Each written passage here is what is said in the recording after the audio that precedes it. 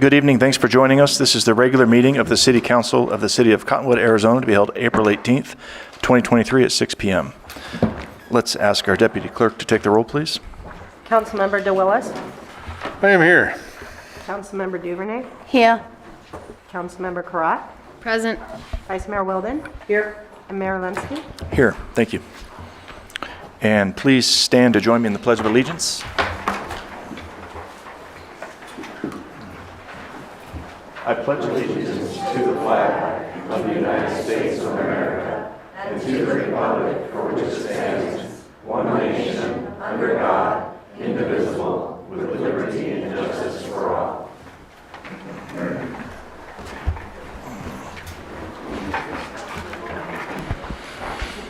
Okay, next on the agenda is a brief summary of current events by the mayor, city council, and/or city manager. The public body does not propose, discuss, deliberate, or take legal action on any matter brought up during the summary unless the specific matter is properly noticed for legal action. Council, anything to report? No?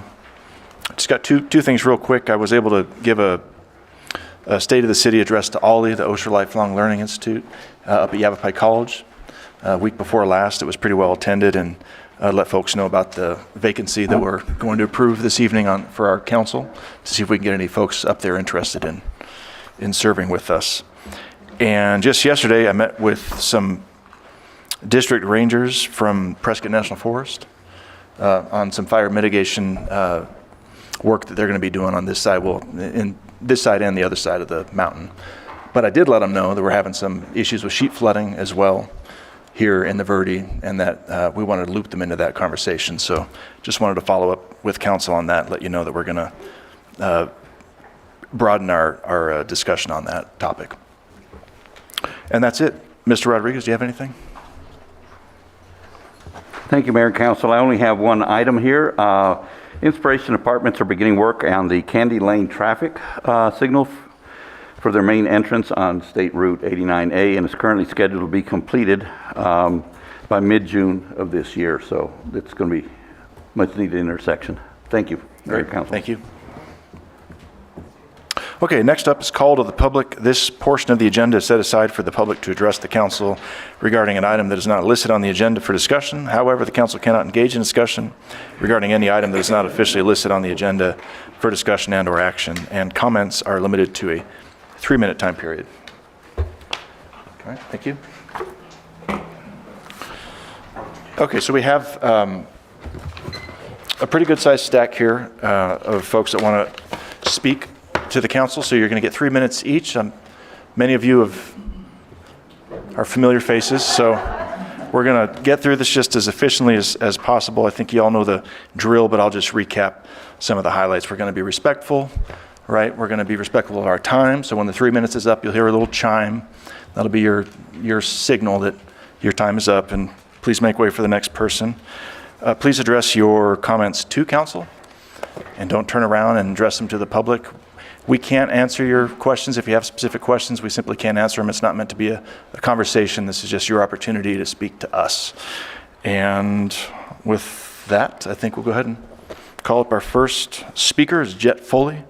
And you'll be followed by Don Hughes. Council, Vice Mayor, council members, staff, appreciate your time. I'm so disappointed to have to come out of my hibernation. I have enjoyed the last 4 years. What's happening currently with regard to the drag shows, well, I'm here. Morality is something that I've heard mentioned, and I want to just address sort of a few topics related to drag shows and performance and children attending. Morals are the prevailing standards of behavior that enable people to live cooperatively in groups. Examples: be polite, have empathy, don't steal, tell the truth, treat others as you would want to be treated, and many more, but you get the point. Morality is not biological, but comes from cultural traditions and from religious beliefs. Do not mistake those who don't believe as you do for being void of morals. They are not just the same as yours. Giving preference over morality to one group by allowing discrimination is a caution I ask this council to consider. The group being, the big group being conservative Christians, if this council enacts an ordinance for their preference over the group, meaning the entire town that you support, that you show up for, that elected you, then I think that you're ignoring that segment of the community. Now, aside from morality, then there's some sort of legal issues. My focus, and a stronger argument from my perspective, is actually parental rights. A stronger argument, parental rights, a potential ordinance banning underage children from attending drag shows, and the rights that is described by the under the Arizona law, under the Bill of Rights for Arizona. The parents get discretion over direct education of their child, direct the upbringing of their child, direct the moral and religious training of their child. As stated above, morals come from cultural traditions and from religious beliefs. Religious beliefs are varied and include all faiths, not just the one you subscribe to personally, and should not be the only perspective considered. The final point is freedom to express artistic expression. I have to read because I hate public speaking, I'm sorry. Which is protected under the First Amendment, the same amendment that protects religious freedom. Supreme Court has interpreted the First Amendment's protection of artistic expression as extended to the books, theatrical works, and paintings, but also to posters, television, music, videos, comic books, whatever the human creative impulse produces. I just ask that we consider this before we move forward, creating any sort of ordinance that restricts parental rights, that prohibits artistic expression. Thank you for your time. I appreciate it. Thank you. Don Hughes, you're up next, and you'll be followed by Christine Kramer. Thank you, Mayor and Vice Mayor and council members. My name is Don Hughes. I have lived in the Verde Valley for 20 years, and I am an ally for the gay people, trans people, and I just want to continue on a little bit about parental rights. That's really all I really want to talk about. What if I believed that feeding your children junk food and letting them sit in front of video games and letting your teenage boy go play football because it may injure him? What if I believed those things were wrong and I tried to tell you that you couldn't allow your children to eat those things, do those activities? Would that be okay? I don't believe it would. Not everybody in this country is a Christian. We all have our own religious beliefs, or maybe we have no religious beliefs. That is our right as American citizens. And also, as American citizens, we have the right to raise our children however we see fit, as long as we're not causing harm. And going to a G-rated drag show, believe me, is not causing harm to any children. It is entertainment. There's nothing there that's going to harm the child, in my opinion. And that's really all I have to say. Thank you. Okay. Christine Kramer, you're up next, and you'll be followed by Shauna Martin. Hi, everybody. I'm Christine Kramer. I spoke at the last meeting. I'm in support of the drag show, all ages. I want to see more events like this happen. I was there. It was a great event, great entertainment, music. It was a lot of fun. And there was some youth there, young teens, other people, and we got some good feedback from it. There was a couple comments made from kids that felt comfortable and that for the first time, and they expressed it to their parents. Now, I know everybody doesn't agree with this, and they talk about grooming children and all this, but again, it's parental rights. And if you want to take your kids to this event, I support this event, and I just can't believe that we still have to stand up here when we are a city that used to hold pride events, all ages, years ago, and not have to go through all this. I helped escort people to their cars because they were afraid of their safety. Thank you to all the police that were there, but it's still a sad state that we had to have all of that there to feel safe in our own community, where I grew up, where I was raised. I don't want to be like that. We should have love for all. We should be tolerant of all. And that's all I have to say. So I want the council to, going forward, consider not restricting events, and parents have the right to do what they want with their kids and take them where they want to what events they want. So thank you for your time. Okay. Shauna Martin, you're up next, and you'll be followed by A.J. Butts.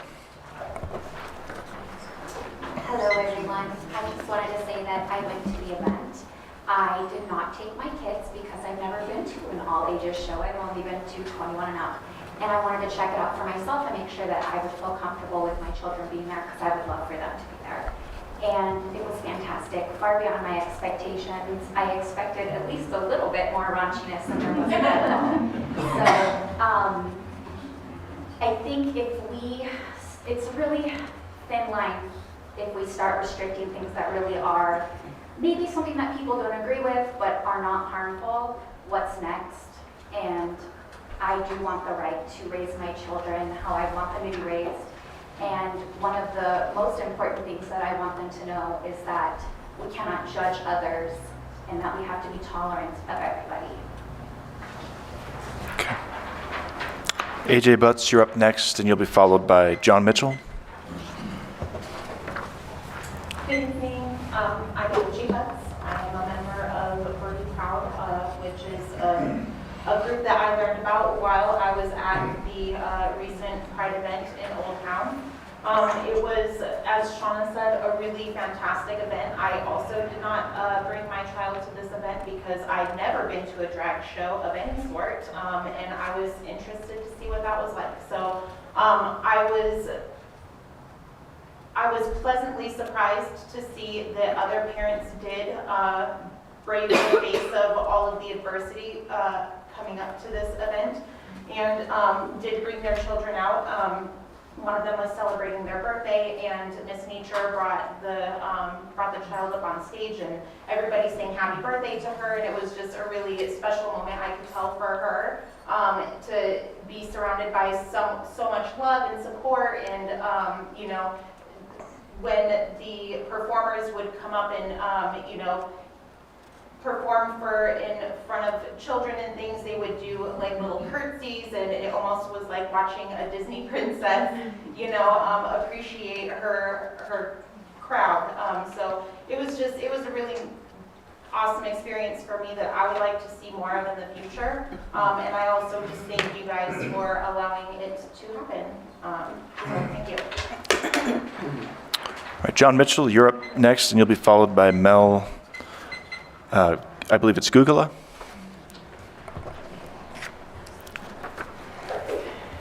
Good evening, Council, Mayor.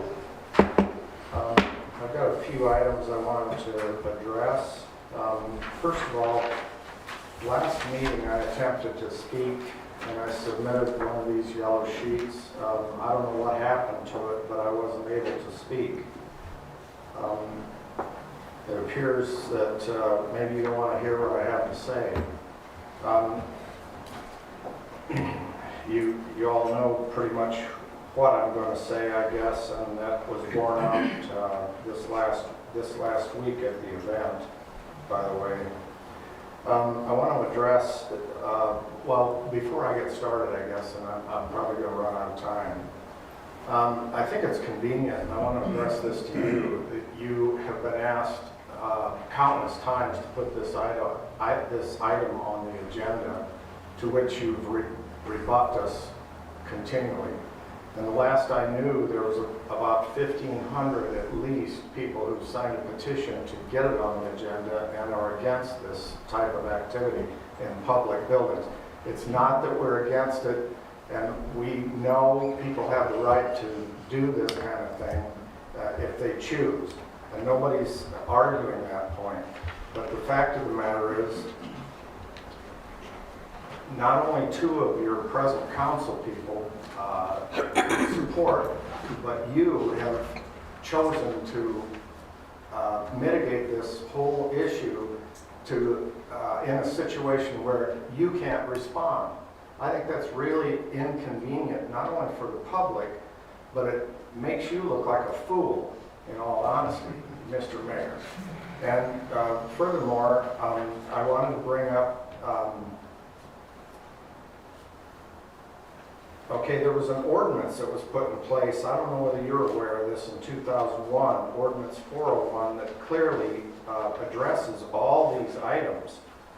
And if I can address or call your attention to a portion of that, addressing adult cabarets as well as adult theater.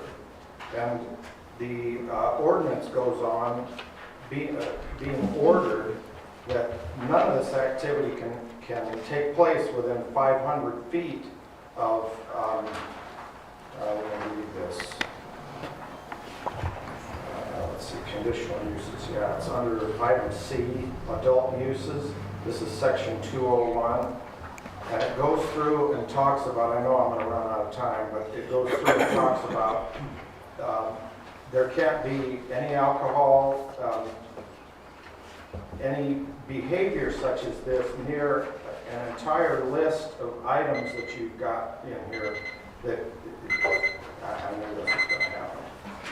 So if you have any courage at all, Mr. Mayor, I'd like you to meet with me. I'm calling you out to meet with me. Mel Gugula, you're up next, and you'll be followed by Lisa Rhodes. Hi, I've never spoken at one of these events. I wanted to show my support for the show that I went to. I almost missed it. A lot of the online advertisements were taken down right away, it seems like, and I'm glad I heard from a friend to go to this. I had been to drag shows before, and this was a great time, and I've been to ones that were, at bars for older. This is for all kids. I didn't feel like any of the dances were provocative, sexualized or anything like that. It felt very comfortable. I couldn't believe the amount of fear tactics that was used to try to take the event down.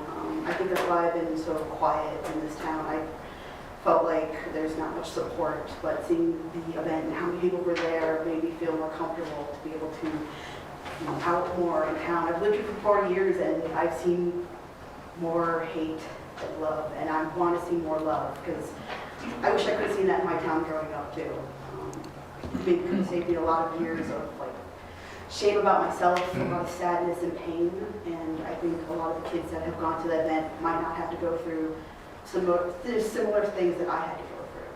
And just to take away and make it a 21 plus show, I think takes away that chance for kids to really, come into who they are and feel comfortable with who they are. So, thank you. Lisa Rhodes, you're up next. You'll be followed by George Lee. Mr. Mayor, Madam Vice Mayor, members of the council, my name is Lisa Rhodes. I have lived in the Verde Valley for over 25 years and I consider myself an ally.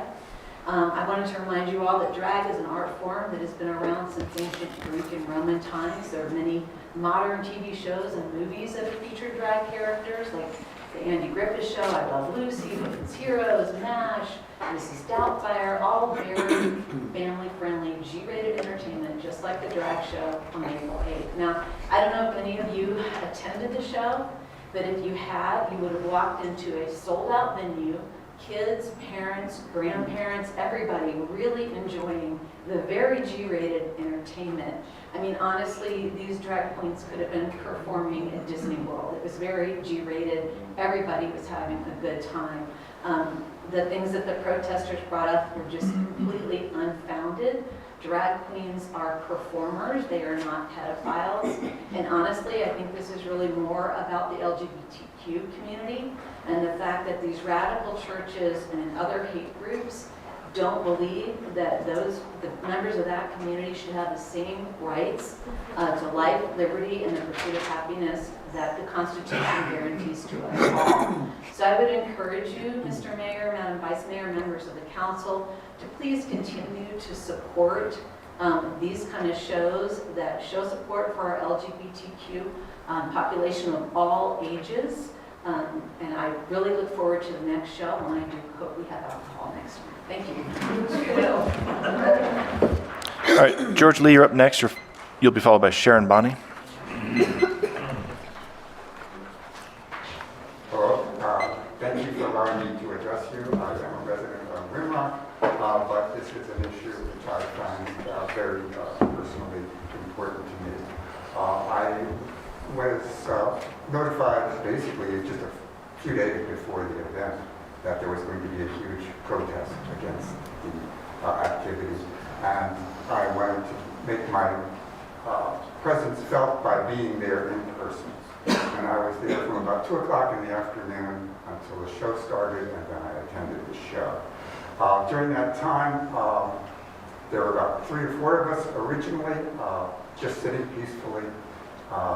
The police were cordoning off 2 sections. One was for the protesters, one was for the counter-protesters. Meanwhile, the Proud Boys were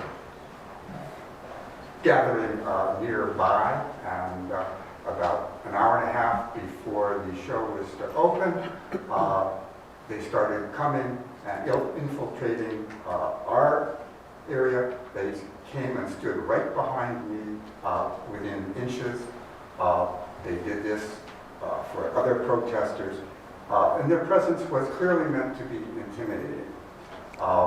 And when I backed into one protester because I was figuring this was our area and I was just there, he said, "This is an assault. I'm going to touch me once again and I'm going to have you arrested." And yet, that was about it. Another gentleman came behind me, started smoking a cigarette, putting his ash on top of my umbrella. The people who were protesting on the street were using languages like grooming, trying to get sexualize our children. This is an allegation which basically has taken off in the last few years. And essentially, it seems to me that it's something that is supposed to incite fear, distaste.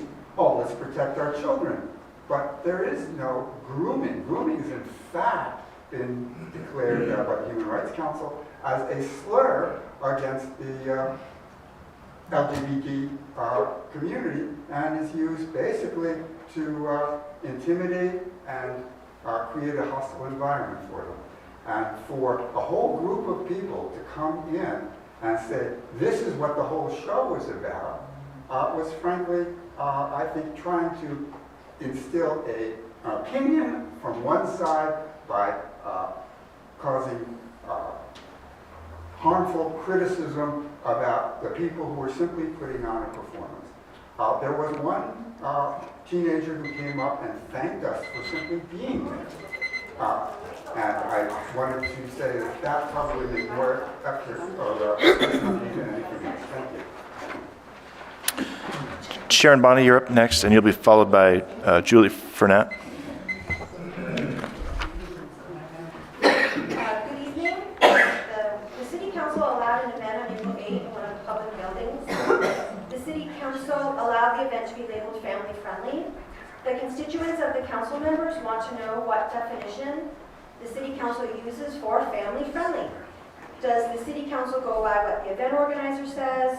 I assume not, but we need to know. Does the City Council investigate the event prior? I assume so, but we need to know that procedure.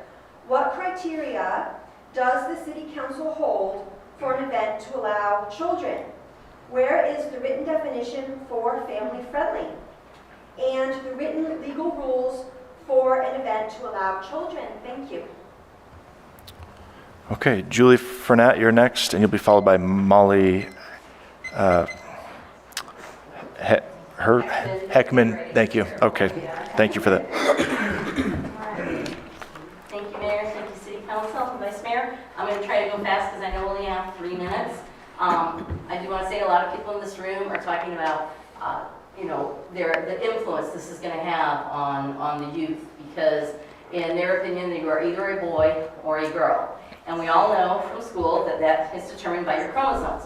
You have XX chromosomes and you have XY chromosomes. XX is female, XY is male. However, those aren't the only options. It is common for someone to be born with XYY. They're taller than the average person. Sometimes they have learning disabilities. Around 5 to 10 babies a day in America are born with XYY. There's also XXYY.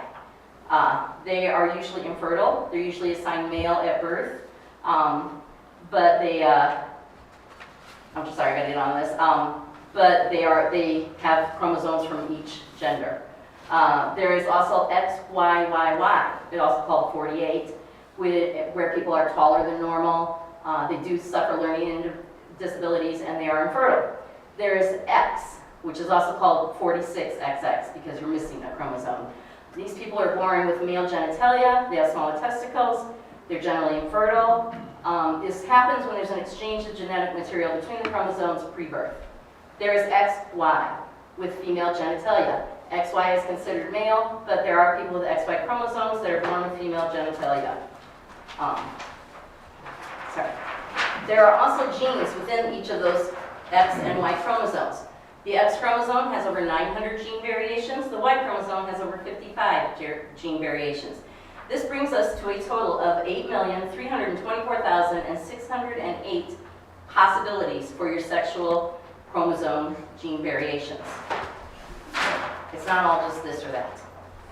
Common, accepted, these are accepted as commonly of people who are born with these possibilities.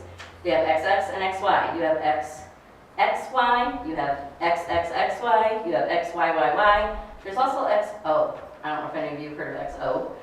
There's also XOXX, XXXXY, XY, XXY. Those are all common variations of chromosomal genetic sexual orientation things. I did want to say that there are studies that the number of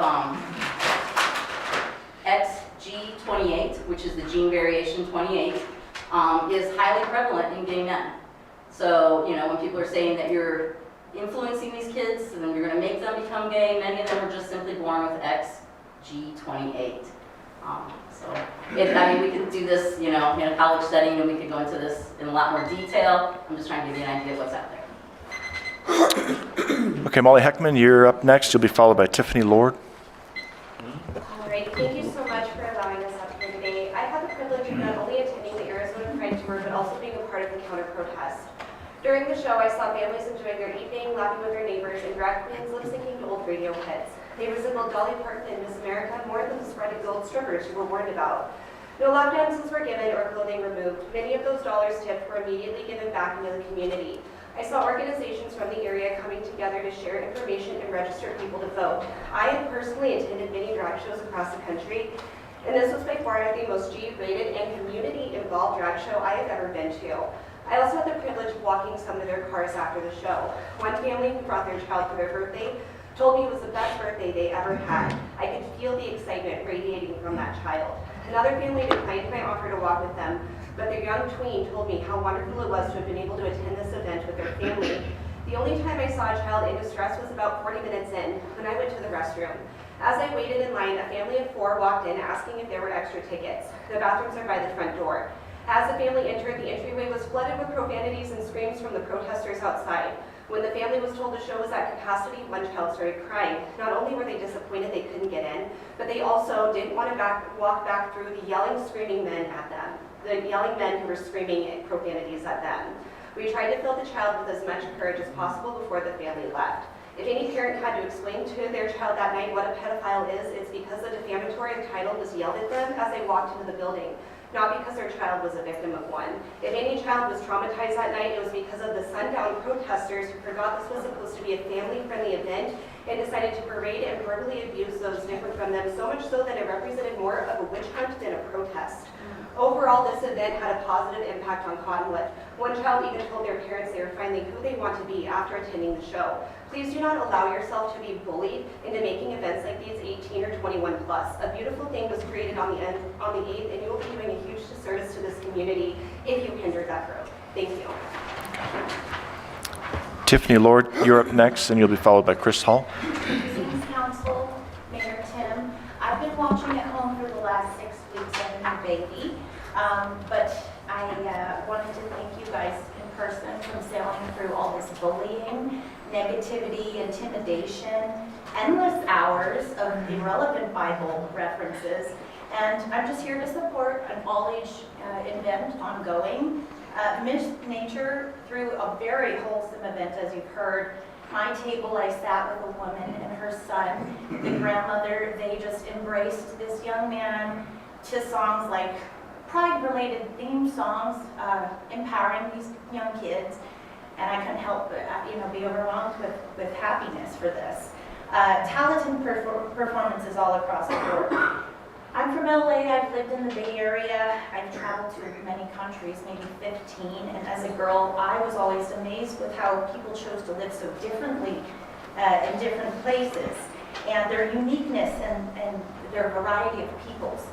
And this is why I'm mortified at the discrimination that I've seen from a lot of this group behind me, culty extremists, and personally tied to LGBTQ plus initiatives, because I almost lost a family member to suicide, a closeted family member.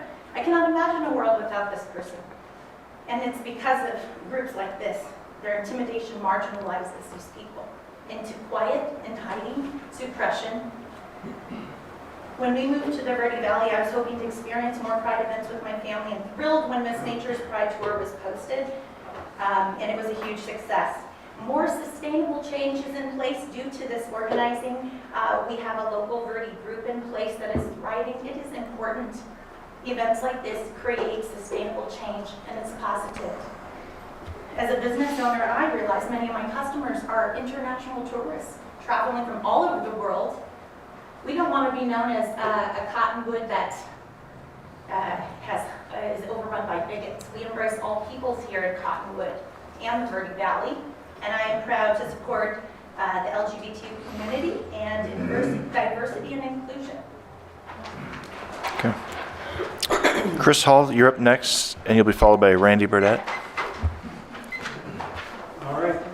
Hello, Mayor, City Council. First and foremost, thank you for upholding constitutional freedoms that are afforded to us all.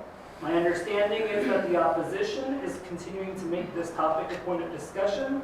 So I kindly remind you of your role to uphold these freedoms as you move forward. My understanding, May 4th, May 18th are maybe some dates that are important to some. I want to take a moment to discuss some facts with you. One, there's a vibrant LGBTQ plus community that you represent long before this event ever came to town. As people have already said, 200 plus individuals were in attendance on April 8th. Despite opposition showing up in masks and attempting to cause fear. Two, there are numerous organizations here doing work in this community. I encourage you all to reach out. Human Rights Campaign, 1 in 10, PFLAG, Equality Arizona, among others that are soon to be invited. These organizations already exist here in the Valley. Three, not a single member of Cottonwood's council was present, despite members of neighboring councils attending in support. Any vote that you make would be based on no sound information of this event. When we come back in 2025, and who knows, maybe sooner, I extend an invite to each of you that your thoughts of the event can be based on truth and not fear that is created by the opposition. I leave you on this note. We say that children are too young to understand, yet we have seen opposition continue to have minors speak against this event.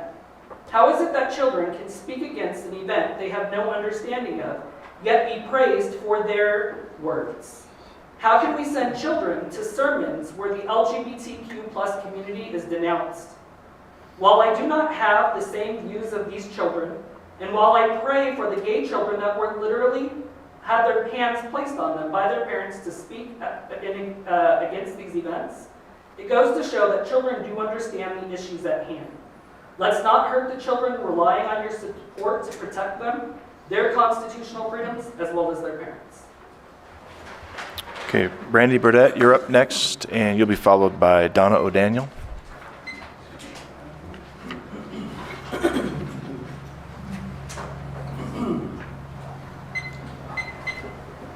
Thank you to the City Council for allowing us all to speak here today. I keep hearing that these drag shows are family friendly, yet Christopher J. Hall was doing sexual dances like the Spread Eagle on the All Ages Tour in Lake Havasu, Arizona last February. It didn't look very family friendly. The only reason he didn't do the same this time, as far as I know, is because he had been telling everyone to tone the dancing down because it's been getting a lot of attention. I don't believe that Chris had a change of heart since the first show in Lake Havasu, the last one, which was in this city. Adult entertainers who have up until recently entertained adults in an adult manner are still adult entertainers, because that is their brand. That makes up the majority of their shows. To define drag in a very broad way, like many supporters of adult shows for kids, is to render the meaning of drag meaningless. If almost everything is drag when it comes to theater and performances, then drag means nothing at all, much like the reimagining of the term woman. Why would anyone want adult entertainers in their adult entertainment costumes to entertain kids by dancing around? We don't know when one of them will choose to go rogue in the moment and do a sexual dance. There's nobody to stop them from doing so. So why risk it? If this is okay for children, then why shouldn't strippers be allowed to dance for them as long as they tone down their dancing? They are adult entertainers like drag queens, after all. I also hear these all ages drag shows are about supporting trans and gay rights, the First Amendment / constitutional rights, equity, which is equality of outcome and is a loaded word for children, to learn diversity, to represent over 8 million genders, apparently, parental rights. That opposition is all about religious views and fears / bullying, etc. But including minors and / children in shows with adult entertainers dancing for them has nothing to do with any of that. People have also said that this isn't political, yet the Verde Valley Democrats have sponsored / supported this past April 8th event. What we oppose as a majority has nothing to do with hate or bigotry and all sorts of accusations, no matter what anyone says. By the way, people are trying to paint the demonstrations as one group of aggressive extremists. There were many different types of groups and people who had concerns over, the ages that were present there. In closing, I implore the City Council to add this issue to the agenda and add age restrictions to shows including adult entertainment. It was apparently supposed to be on April 4th, but it didn't happen. Hopefully we can all have a civil discussion on this together. Thank you. Okay. Dono, Daniel, you're up next. If we could get, thank you, Commander. And then you'll be followed by Natalie Lampros.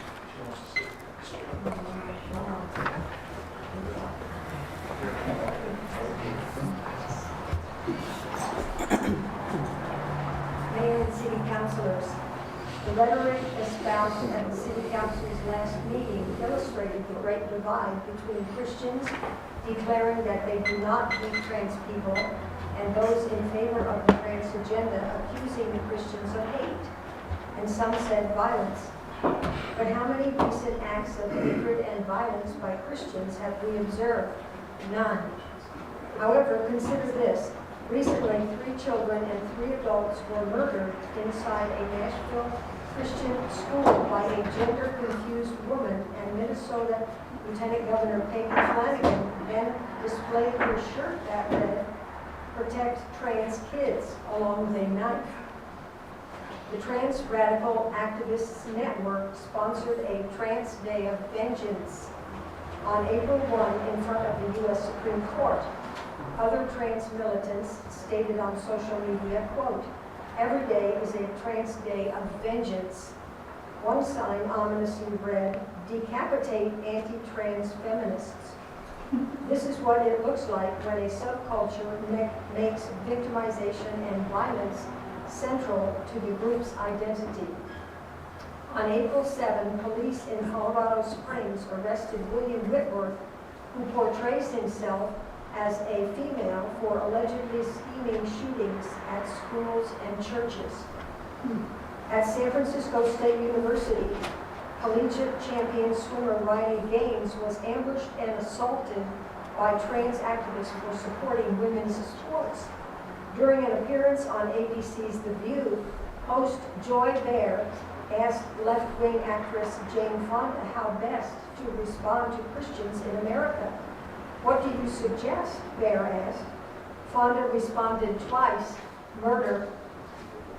At Michigan Wayne State University, Professor Stephen Shaviro posted the following on social media, quote, "I think it is far more admirable to kill a transphobic speaker than it is to shut him down." The very same political, cultural, and sexual revolutionaries responsible for all of today's unprecedented chaos in America have recently come out and publicly identify exactly who is their mortal enemy: Christians. The left has always been at war with Almighty God, His laws, and His ways. And the God-hating utopians are maniacally obsessed with ruling America. God willing, that will not happen, and we Christians will prevail. Thank you. Okay. Natalie Lampros, you're up next. You'll be followed by Claudia Clark.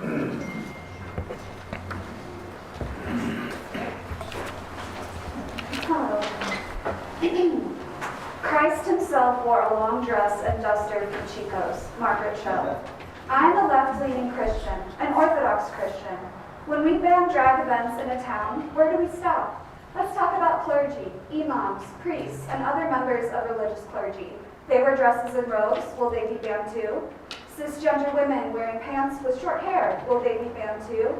At what point do we start going after religions that wear these garments in the name of protecting children? At what point do we call a woman a groomer for wearing pants? The definition of moral panic. A mass movement based on the false or exaggerated perception that some cultural behavior or group of people is dangerously deviant and poses a threat to society's values and interests. Moral panics are generally fueled by media coverage of social issues.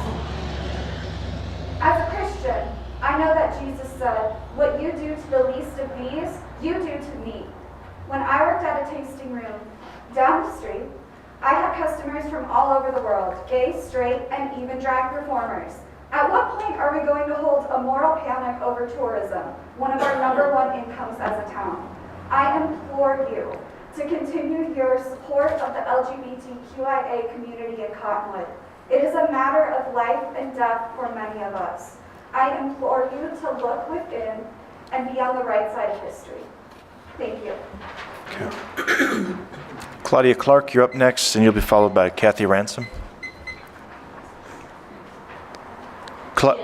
Okay, Kathy Ransom, you're up next, and you'll be followed by Kate Sierras.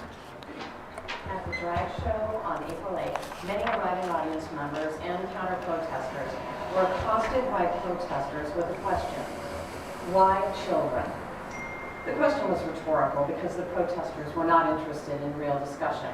But it should have been treated by them as a real question to which there are real and important answers. Why expose children to drag queens and kings in the context of a family event? Let's begin with the fact that children often realize that they're somewhere on the LGBT spectrum at a young age. Now imagine knowing that about yourself and seeing so much anti-LGBTQ propaganda. The people protesting the drag show claim to be supporting children. But what about LGBTQ children? 45% of LGBTQIA youth surveyed by the Trevor Project said they seriously considered suicide in 2022. What about protecting those children from hate? I witnessed the show on the 8th. It was definitely G-rated.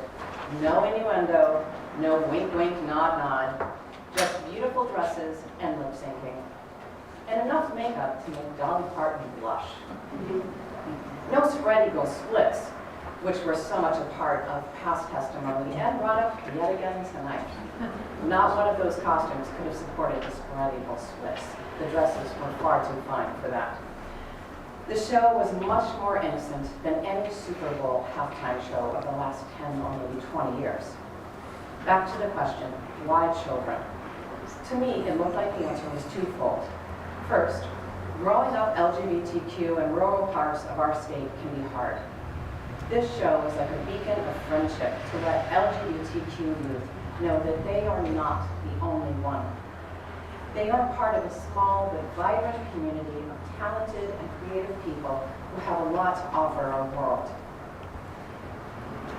I can imagine in 10 or 20 years, someone looking back on this event and thinking that it saved them a lot of pain, knowing that they were not alone. Maybe it even saved their life.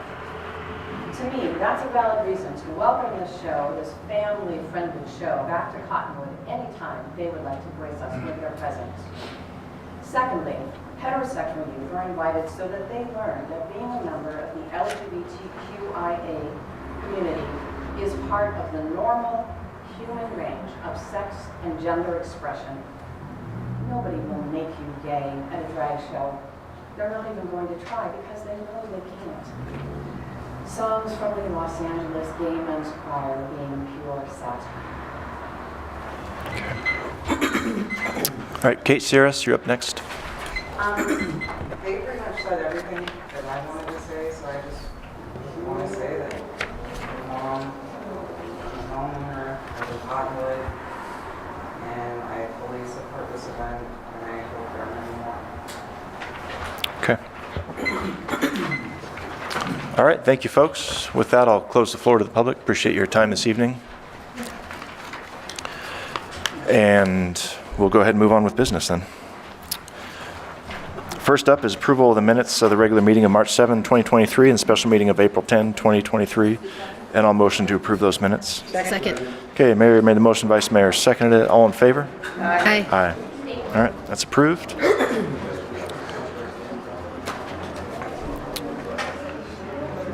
And then next on the agenda is unfinished business. Say again? Yep. Ordinance number 730 is amending sections 201, 402, 404, 418, and 419 of the city's zoning ordinance. This is the second and final reading. Council, I don't think we have anything else to add to this. Okay. Mayor, Council. Anybody here from the public would like to speak on this item? No? All right. Mayor and Council, there were no comments received on this particular item. Okay. I'll go ahead and motion to approve ordinance number 730. Roll call. Roll call vote. Okay. Mayor made the motion, Vice Mayor seconded it. Roll call vote, please. Councilmember DeWillis? Yes. Councilmember Duvernay? Yes. Councilmember Karat? Yes. Vice Mayor Wilden? Yes. And Mayor Linsky? Yes. And the motion carries. All right, let's have you read ordinance number 730 by title only, please.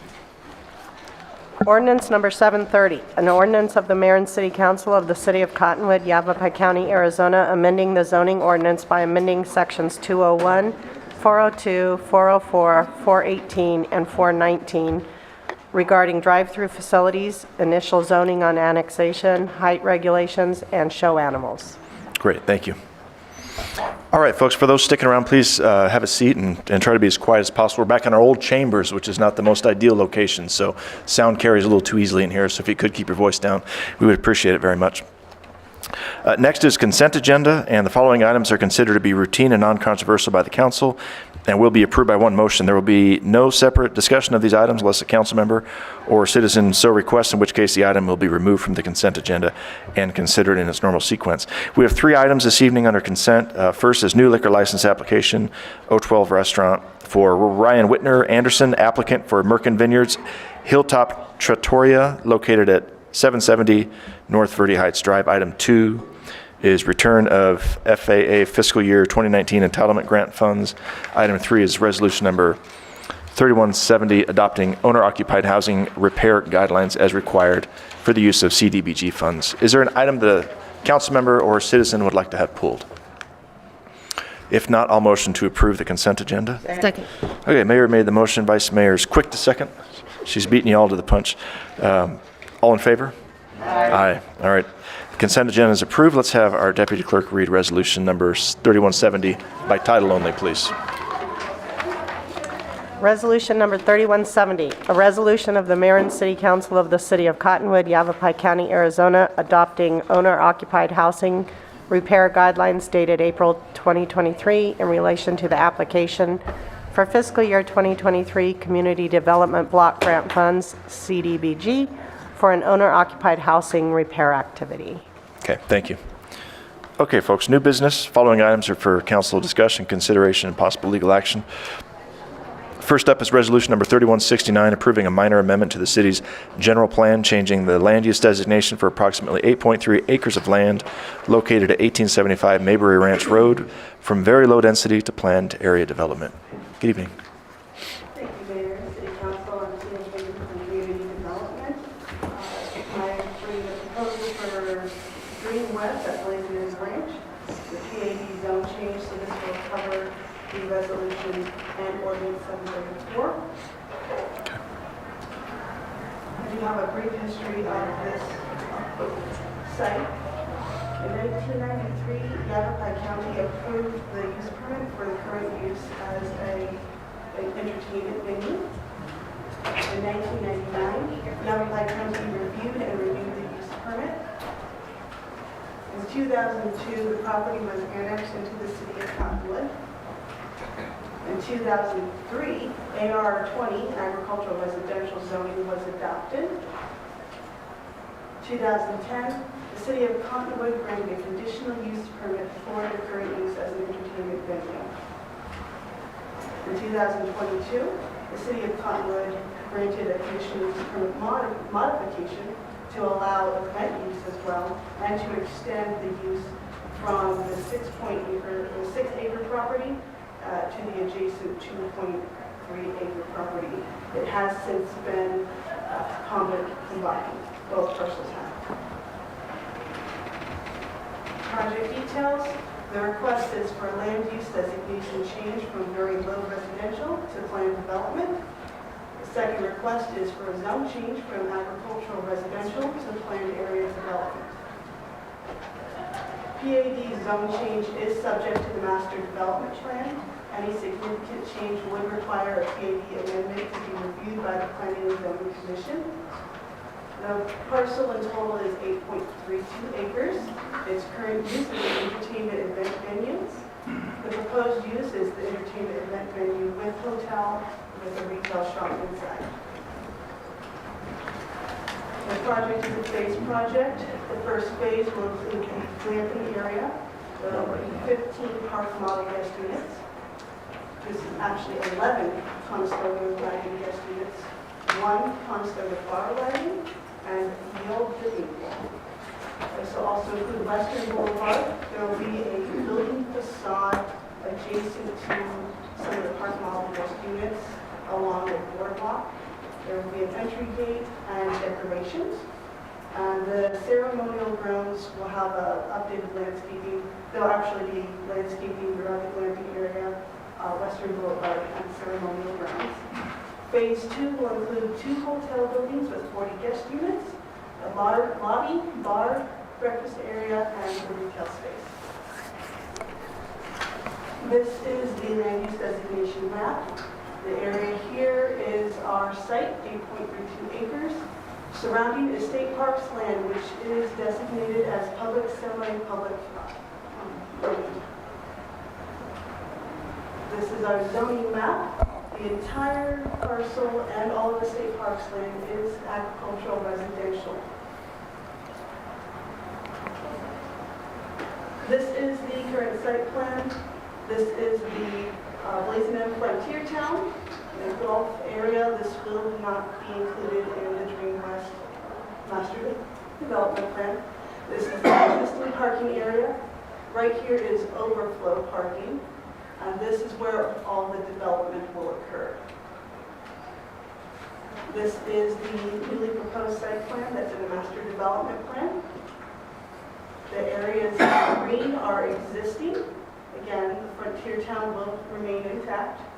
This is the ceremonial grounds. There will be upgraded landscaping. This is the glamping area. This shape here, these are the park model guest units. This area here is the Conestoga wagons for guest units.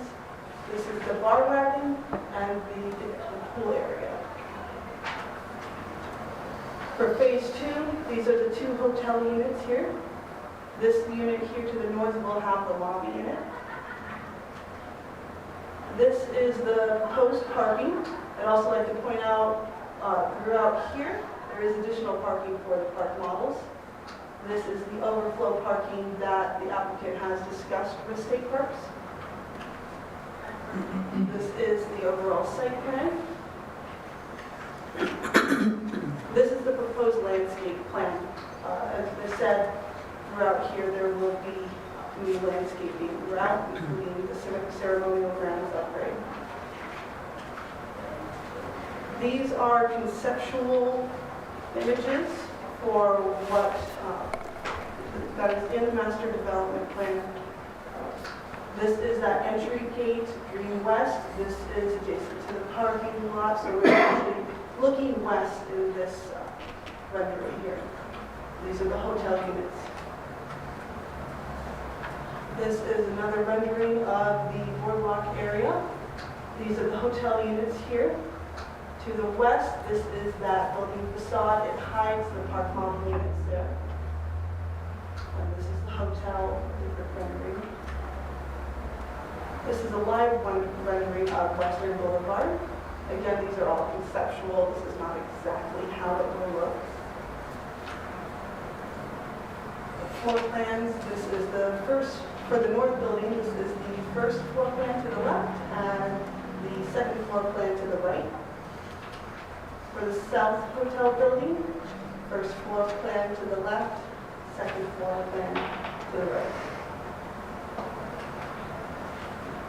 These are conceptual designs for the pool area, a nice drawn idea of what the site will look like. And this is the Conestoga wagon guest units.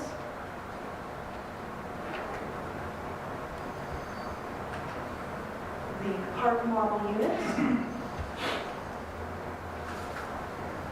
And the elevations and floor plans for those units. These units can have 2 queens or 1 king-size bed. The Conestoga wagons are just a 1-bed unit. These are the color palettes for the project. They go into the actual age distressed look. Signage and other decoration accents. Lighting. And then this is the Conestoga bar wagon here. With the general plan amendments, there are findings that must be made to justify this. As provided these findings, Objective 3.4D in the land use section of the general plan focuses on a range of attractions, services, and supporting facilities. Objective 12.11G from economic development supports cooperative marketing programs with other area attractions and activities. The Planning and Zoning Commission did recommend a total of 9 stipulations. I will read them into the record. Stipulation 1, the development shall be consistent with the Master Development Plan reviewed by the Planning and Zoning Commission dated March 27, 2023. Number 2, the development shall be consistent with code review comments dated May 3rd, 2022, September 30th, 2022, December 2nd, 2022, and December 13th, 2022, where applicable and not superseded by the Master Development Plan. Number 3, building permit applications for at least the first phase of the project shall be submitted to the city no later than 24 months from the date of zone change ordinance adoption. If this stipulation is not met, the city may act to revert the site to its previous AR20 zoning or extend the time by which building permit applications must be submitted. Stipulation 4. If designs differ significantly from those shown in the Master Development Plan, additional design review approval by the Planning and Zoning Commission shall be required. Number 5. The parking lot shall be surfaced during Phase 1 of the project per the surfacing standards set in Section 406C2D of the zoning ordinance. The applicant shall provide a parking agreement lease with state parks to staff prior to the issuance of building permits. Number 7, any amplified sound outdoors shall cease at 10 p.m. and any amplified sound inside the event buildings shall cease at midnight. Number 8, the applicant shall provide evidence of water soil testing to city staff. Number 9, this project shall conform with City of Cottonwood dark sky ordinance. I do have some site images. This project is accessed from 10th and Main. So this is Main Street looking west, looking east on Main Street. Can we get the other projector on for the folks? Is that, it's broken, never mind, sorry. And then looking north onto 10th Street. This is on site at Blazing M Ranch. We're looking west onto Mayberry Ranch Road. This is the existing parking lot. We're looking eastward. We can see the overflow area that State Parks is providing. This is the State Parks land that is the designated overflow area. And before I end my presentation, I did want to mention I did receive 5 letters from public that are against this project. They have provided to council. And with that, that is the end of my presentation. And if there are any questions, and applicants as well. Great. Council, do we have any questions for Ms. Hayden? When is phase 2 projected to be started? Vice Mayor Wilden, that is anticipated to be done 2 to 3 years after phase 1. Okay. Phase 1 is projected to be done, I believe, next year. Completed at that point, or just? Just the first phase? Yeah. Yeah. Okay.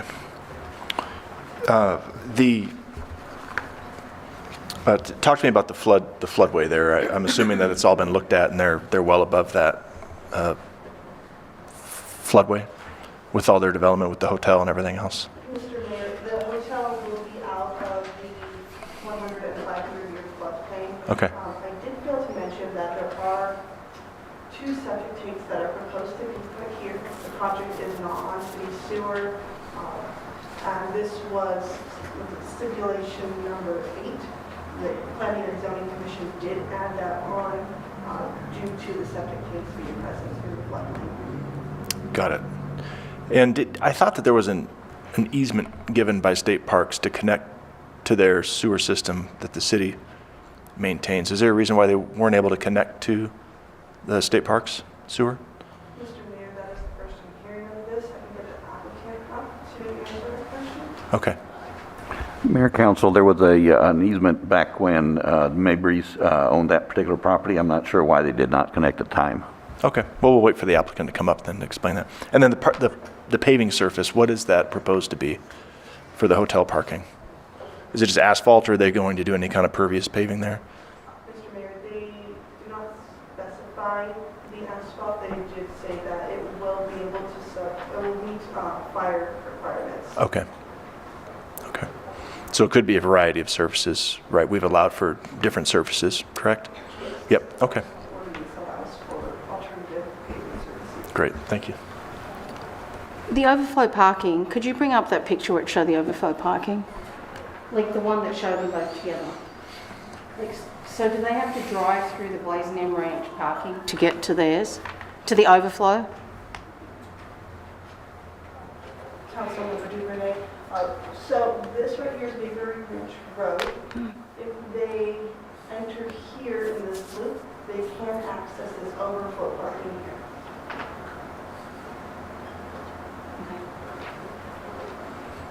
Any other questions from council for staff? No. Well, let's get the applicants up here then to give a brief presentation.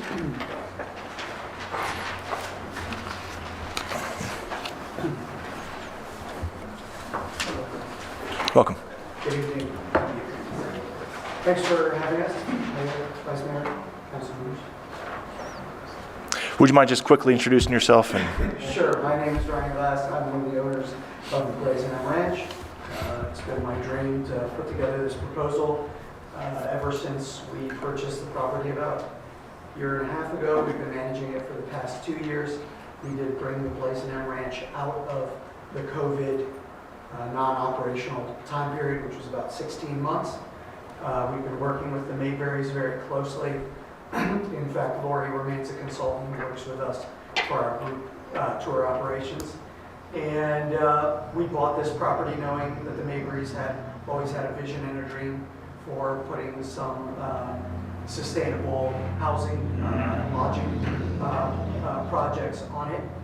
We followed up by working with Sefton Engineering and land planning to come up with this idea of a glamping and a hotel mix, so that this could be a destination themed resort experience that would become a prominent value add to the Cottonwood community. We often experience guests who come to Blazing M Ranch and desire an overnight accommodation, and there simply is not enough available here in Cottonwood.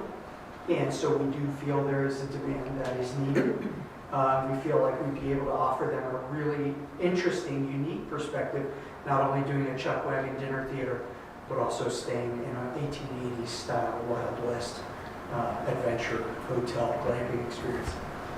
To address your question, Mayor, about the hookups, we've done, so one of the main reasons why, so Dead Horse Ranch State Park has a lift station. It is not currently serviced off of even city sewer. So what my understanding is, the city services Dead Horse Ranch, the septic, the tank. I'm sure Septic Engineering can tell you more about this, but it doesn't run the septic all the way to Main Street. We feel there would have been a significant financial impact to have to connect sewer to there, as well as water, bringing water from Maine all the way under the overpass and all the way to our property. So we were hoping to utilize our own property, we have quite a bit of acre feet of water entitled to our property, which we believe will be substantial in not only supporting our development, but also supporting fire and safety. We worked diligently with Rick Contreras to make sure that we would have the fire capacity to suppress any sort of fire hazard, and also support some of the surrounding state park area with some of our water usage. But the septic we did put down in the 100-year floodplain. We've been working with Dan Smith, who's actually the head of Yavapai County Health for many years, designing all the septic systems. And he's been a consultant since he retired, working with us to make sure we meet all the proper regulations so that we don't negatively impact the riparian area. Because we feel, one thing that came up in P&Z, and this will be the last thing I say, is that, you know, we're obviously in a very beautiful part of the Verde River. We want to protect and preserve that. We have a meeting with the Friends of the Verde River set up for next week. And it's actually in our benefit to keep this as beautiful and nature friendly as possible in order for our guests to have that type of experience. Thank you. Great. Thank you for your presentation. And congratulations. It's exciting. I've spoken with the Mayberries many times in the past about their dreams for this property, and it's neat to see that it's coming to fruition. So very exciting. Yeah. My concern about the sewer is just that we'd like to recapture as much as we possibly can. With 40 units at a hotel, it'd be nice to try to capture as much of that as possible, but I didn't realize that. Maybe Mr. Sefton could go into some detail on that sewer. I thought sewer was piped on that bridge back into Cottonwood, but maybe I don't know. On the bridge, I know there's a couple conduits underneath there. I know, sewer there, but I mean, we're looking at it to see what the cost is on the pressure sewer system, because if we went that way, we could do pressure. Ideally, that would be a lot easier for me, and I mean, for the long term of the site, but it just depends. We're weighing the cost of it. Got it. And everything there. Okay, so you'd have to do some kind of a lift station on the property there to pump it. I see. Okay. And then water would have to come through there too. Got it. Okay. Any other questions for the applicant? No. No. Great. Thank you, Mr. Sefton. Thank you.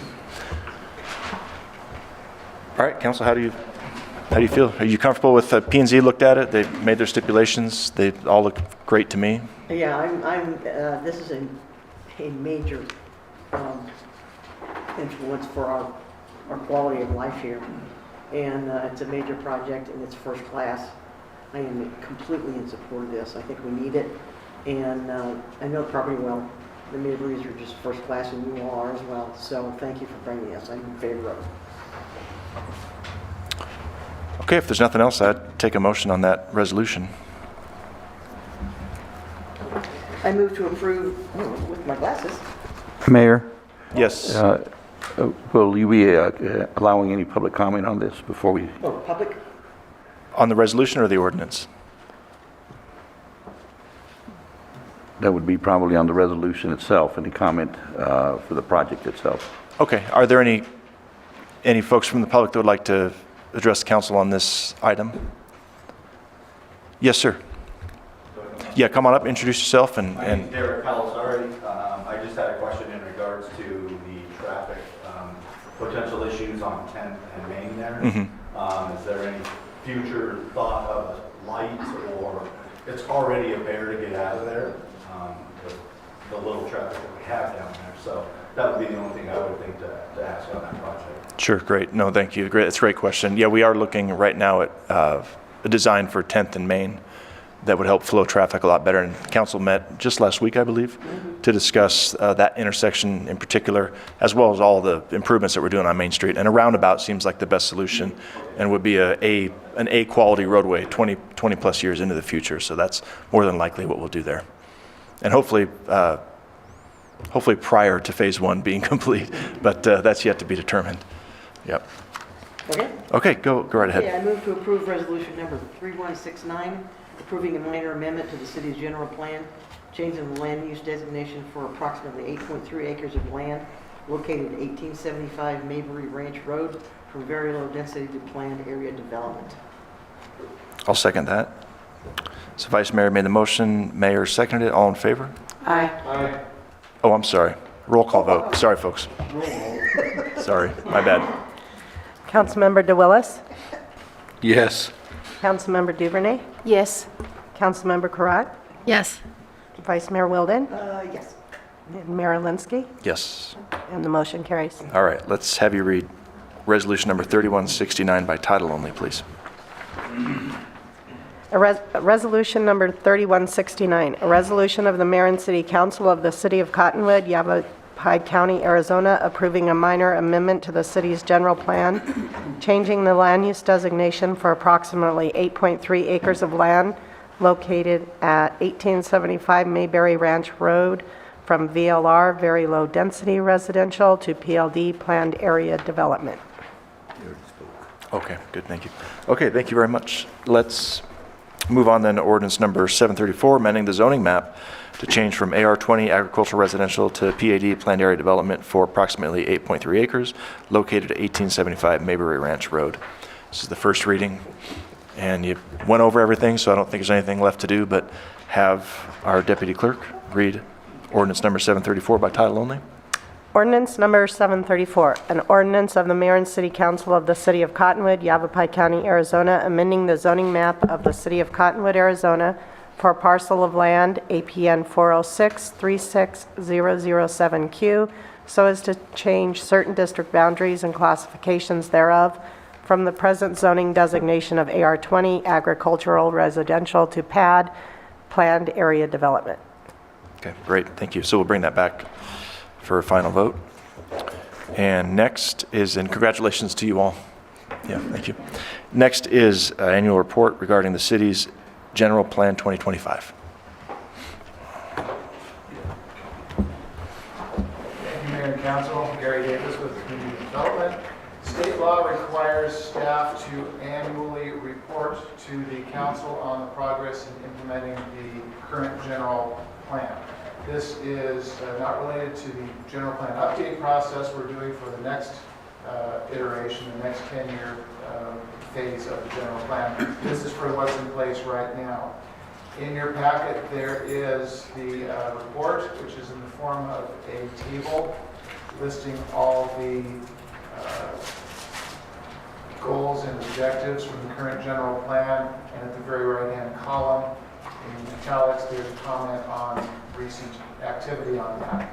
The ones in bold are the ones that are specific to 2022. The others are left over from previous years.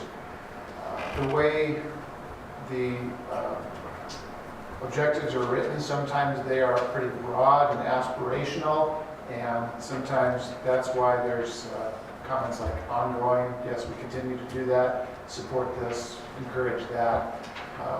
We hope in the next round, in the next version of the general plan, the objectives are going to be fewer and more specific, more measurable, so that when we come back with these annual reviews, we'll have a lot more concrete information, and we may even be able to fold that into review of the strategic plan, which might be an outgrowth of the general plan in future years.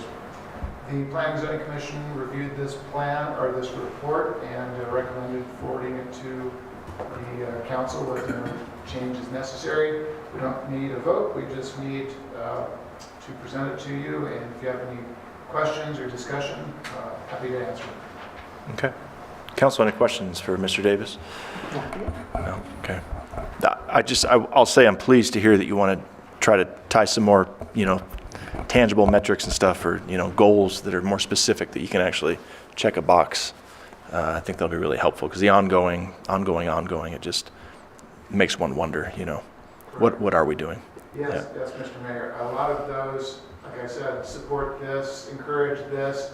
Those we're trying to work into the higher level vision and values stages for each element of the general plan, and then the specific objectives will be outputs of those visions.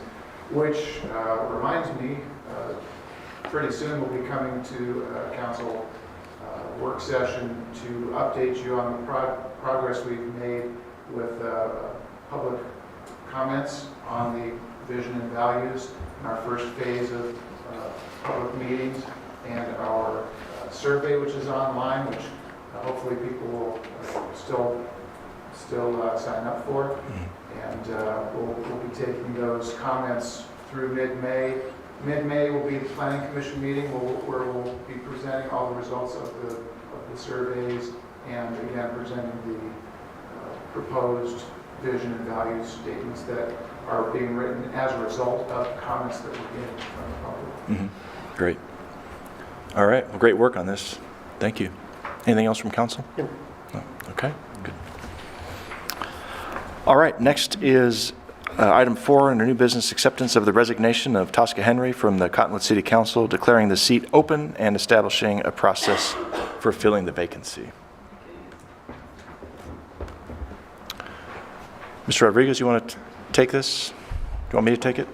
I'll go ahead and start it off. As you know, just recently we had council member Tosca Henry submit her resignation.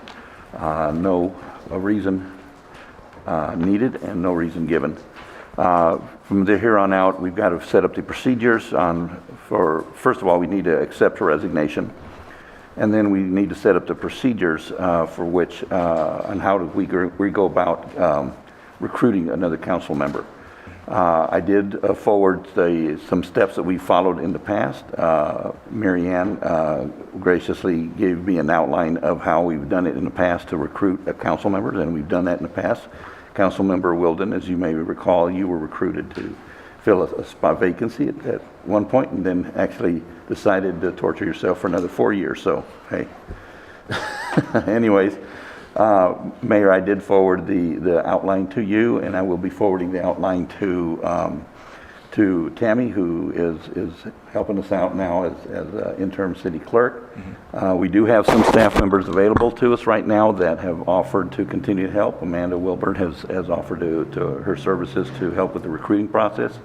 And seeing that we're new to this, and since our clerk is new to this, we have reminded her that she has a team behind her to help her put this thing together, as we have for the council to put this whole thing together. Okay.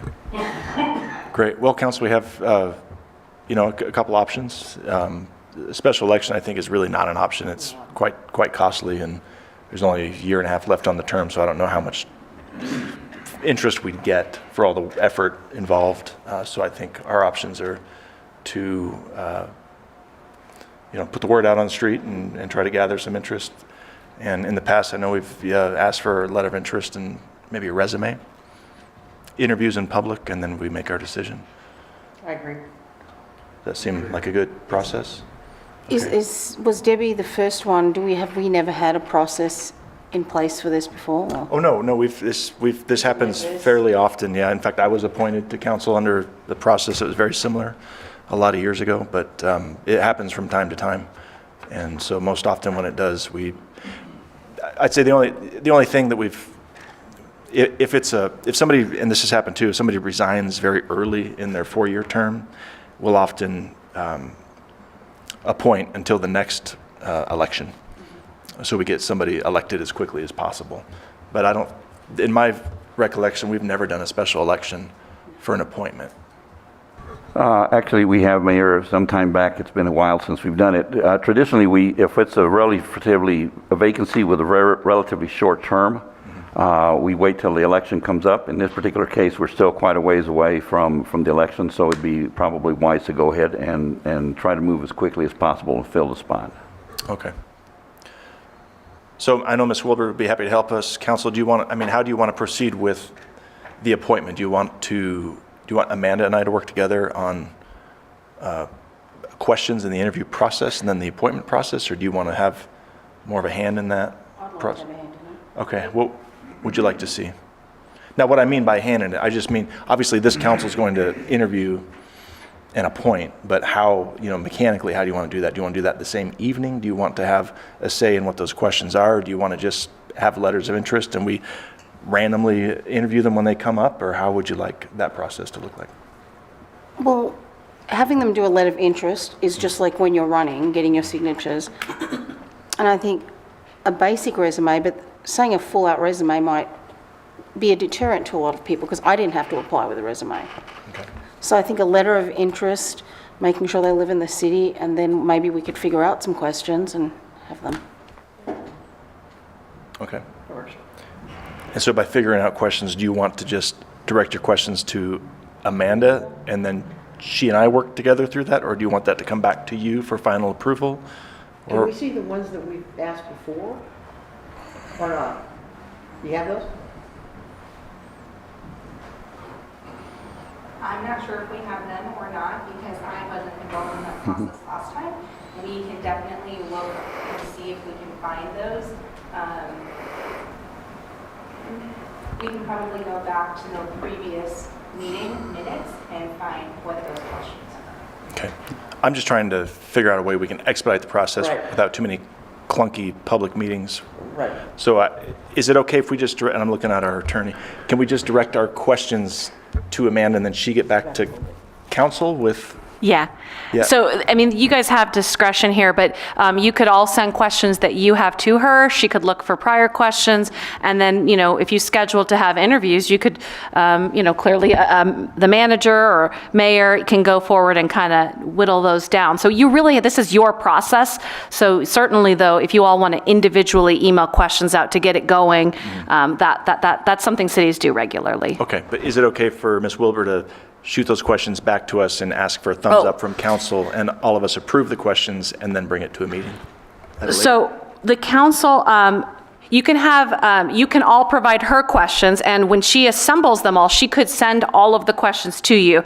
The problem in terms of approval is we don't want an open meeting law issue where you're taking action outside of a meeting. Right. So my recommendation is that if you all send her questions, she can compile, and certainly before the meeting, you could review the entire list, but we won't be able to, if it's a council action, we won't be able to do that outside of the meeting. Mm-hmm. So I think at that point, your options are you authorize someone like the mayor, the manager, or just one of the first items when you come in to do interviews is to say, okay, let's go through, take 20 minutes and narrow down the questions. But I don't think that you're going to all be able to kind of, what I don't want to have is an public, some type of action about choosing the choosing the questions with all of you outside of a meeting. So that's the only trick. Okay. Mayor, I think something we've done in the past is we go ahead and issue something to the entire council, but they all have to direct it either, in this particular case, to Amanda or myself only, not to the entire group. And we mentioned before that sometimes we put a note up there that says, please do not respond all, and have your direct all questions to staff rather than to each other. Okay. And then do you want to authorize me, Amanda, or the manager to whittle those questions down, or do you want to do that at the beginning of the meeting, all of us together? It wouldn't take us long at the beginning. How many questions can we ask depending on how many applicants we have? Also, how long are we going to put this out for? Well, let's get this first question settled, and then we'll talk about that. So do you want to authorize me, or do you want to just go over it just 10 minutes, whittle the list down as a council prior to the interview? At the meeting, yes. Okay, let's do that then. Okay. Okay. And then, how long do we advertise for? To seek interest? That's up to us. So, So as When would we like it filled? today, we're opening it out for 30 days, 45 days. I think that's too long. Yeah, I think that's what I'm asking. That's, because I mean, we're kind of in a public eye. Some people are watching.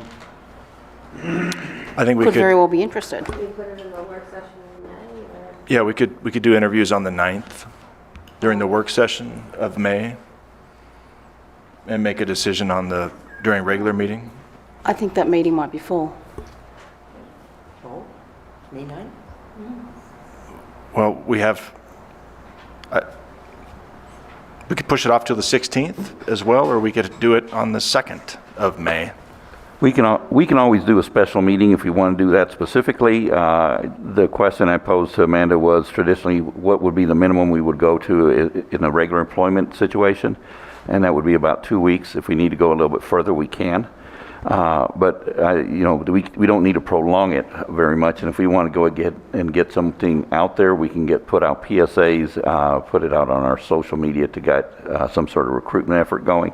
Okay. And get it in any of the meetings in May, or pick a day and have a special meeting for just that specific one.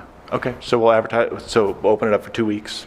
14 days, yeah. Yeah, receive the letters of interest, and then we'll work to get a special meeting coordinated with the council if that works. I think a special meeting will be better just because it'll just be that. Okay. And then as far as that meeting goes, I feel strongly that we should interview individuals, not have the whole group of folks sitting in the room at the same time, because especially if we're asking the same questions, it gives those answering at the end a greater advantage. So is it possible to interview separately? I think we probably can. We have the green room behind you that we can go ahead and stage them for you and bring them up one at a time. Okay. All right, and then council, do we want to make our decision that evening, or would we like to make it at a regular meeting at a future date? Might as well. We might. That evening? Yeah. Okay, okay. Any other questions that we need to answer before we move on? No? So we're going to put it out to the public, right? Yeah. Okay. Right, and so just so I'm clear, Mayor and Council, we're going to take questions from this current council, as well as try to locate questions that we've used in the past. Yeah, and I think there's probably going to be a whole lot of overlap, so it's Okay. probably going to be the same batch of questions. Similar, okay. And we'll cull those questions out at the beginning of the meeting to make sure that we've all agree on the most important questions, 5 or 6 questions or so. Sounds good. And then we're going to advertise for 2 weeks to seek letters of interest. And then we'll interview individuals separately. And we'll make our decision that evening. Okay. Right? At a special meeting. Is that clear as mud? Yeah, there. Got it? Got it. Okay, all right, good deal. So we need a motion to accept the resignation. I refuse. Yeah. I don't know what happens then. Okay, I will do it in protest. Her shoes are going to be huge to fill. However, I move to accept Tosca Henry's resignation from her seat on the Cottonwood City Council effective March 30th, 2023. And what's that mean? Process and schedule to fill a vacancy to be just determined. Second. Okay, so Vice Mayor made the motion and Councilmember Karat seconded it. Roll call vote, please. Councilmember Duvernay? Yes. Councilmember DeWillis? Yes. Councilmember Karat? Yes. Vice Mayor Wilden? Yes. And Mayor Linsky? Yes. And the motion carries. Okay, thank you. All right, next up is annual review of the presiding magistrate. We will likely go into executive session on this item. I think you've been contacted to ask if you're okay with going into executive session, okay? And I think that's probably our preference. So now that we're in our old building, we can go in the back. And you're all welcome to stay, those of you in the audience, but we might be back there for half an hour, sometimes 45 minutes. And we'll come out in regular session and make a motion. And so there's probably not too much left to see, but you're more than welcome to stick around. And with that, I would motion to adjourn into executive session. Second. I would motion to go into executive session, excuse me. Did Willis second it? All in favor? Aye. All right.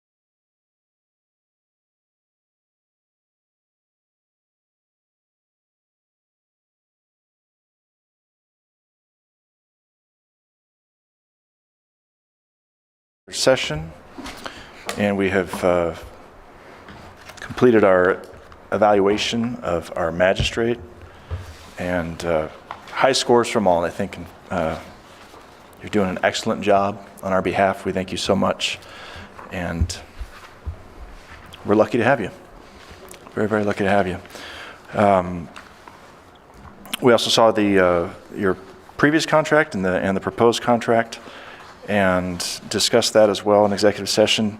But out here, I'd like to go ahead and make a motion that we approve your proposed contract, which would take you into April 13, 2025, 2-year contract. We'd like to include with that a merit increase of 5%, which would bring your total salary up to $105,936. And we would like to bump up your vacation time, which would normally kick in at 5 years. We're going to kick it in here, the 4-year mark for you, at 176 hours per year as a way to thank you for all that you've done for us in Cottonwood and for our community. Second? Okay, Mayor made the motion, Councilmember Karat seconded that, and roll call vote, please. Councilmember DeWillis? Yes. Councilmember Duvernay? Yes. Councilmember Karat? Yes. Vice Mayor Wilden? Yes. And Mayor Linsky? Yes. The motion carries. Okay, great, thank you. We have a resolution number 3171. I have to do that. Oh, darn, I'm sorry. Yeah, I should have read the darn agenda. Oops. Shall I, Trish, attorney? Yeah, you've approved the contract. I would just do a second motion approving the resolution. That way it's clear both have been approved. You got it, sorry about that. Okay, I would motion to approve resolution number 3171. Second? Okay, Mayor made the motion, and Councilmember DeWillis seconded it. Roll call vote. Councilmember DeWillis? Yes. Councilmember Duvernay? Yes. Councilmember Karat? Yes. Vice Mayor Wilden? Yes. And Mayor Linsky? Yes. And the motion carries. Great. Let's have you read resolution number 3171 by title only, please. Resolution number 3171, a resolution of the Mayor and City Council of the City of Cottonwood, Arizona, appointing Catherine Kelly as the presiding magistrate of the Cottonwood Municipal Court and establishing her term of office. Okay, thank you. Okay, next, item 7, proposed employment contract and appointment of the city's new attorney. And again, oh, go ahead, you introduce the item. Good evening, Mayor and Council. I'm Lori Wilbur, HR Director. I don't have a whole lot for you. Council had given staff direction to move forward with negotiations for one city attorney applicant, which we have, and we have a proposed agreement in front of you tonight. Okay. The negotiations went very smoothly, and the applicant or the candidate is very excited to join the team. So Great. I'm open to any questions, if you have any, or if you want to move into executive session to discuss details, that is available as well. Okay, council, do we have any questions that you'd prefer to discuss in executive session? No? Okay, well then, I would entertain a motion if you're so inclined. Yeah. What? Know where we're at there. I didn't see it before. I move to appoint the city's new city attorney effective on or about May 30th, 2023, and approve the proposed employment agreement. Second? All right, Councilmember DeWillis made the motion with Councilmember Karat seconding it. Let's get a roll call vote. Councilmember DeWillis? Yes. Councilmember Duvernay? Yes. Councilmember Karat? Yes. Vice Mayor Wilden? Yes. And Mayor Linsky? Enthusiastically, yes. And the motion carries. Great, great. Thank you, Ms. Winkler. We're really looking forward to meeting you. Having you on board, right? Our team, this is going to be good. Okay, next, motion to pay the claims and adjustments. Second. Okay, Mayor made the motion, Vice Mayor seconded it. All in favor? Aye. Aye. And I motion to adjourn. Second. Mayor made the motion, Vice Mayor seconded it. All in favor? Aye. We're adjourned. Sorry. Thanks, council. Go, Jen.